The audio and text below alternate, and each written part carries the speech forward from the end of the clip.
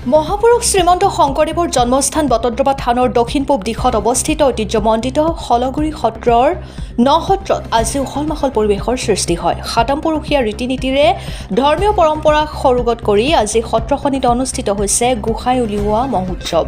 তদুপলক্ষে পুৱাৰে পৰা ভকত বৈষ্ণৱ আই মাতৃসকলৰ উপস্থিতিত হৰিনাম কীৰ্তনেৰে মুখৰিত হৈ পৰিছে। উল্লেখ্য যে বটদ্ৰৱা হলগুৰি সত্ৰৰ সহধৰ আটাই প্ৰতিষ্ঠা কৰা ঐতিহ্যমণ্ডিত হলগুৰি সত্ৰ নসত্ৰ কীৰ্তন ঘৰত আজি দিনজোৰা কাৰ্যসূচীৰে গোসাঁই উলিওৱা মহোৎসৱ অনুষ্ঠিত হয়।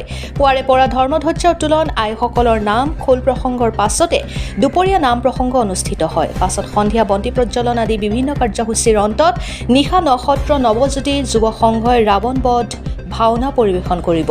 ইফালে নসত্ৰ কীৰ্তন ঘৰৰ ঈশ্বৰ তুল্য বুলি সত্ৰই মানি অহা গুৰুজনাৰ সাগৰজুলি বস্ত্ৰ, গুৰুজনাৰ পাদুকা, গুৰুজনাৰ পদশিলা, চতুৰ্ভুজ বিষ্ণুমূৰ্তি, গৰুপক্ষীৰ মূৰ্তি আদি সত্ৰৰ সম্পদসমূহৰ ভক্তপ্ৰাণ ৰাইজক দৰ্শনৰ বাবে মণিকূটৰ বাহিৰত স্থাপন কৰা হয়।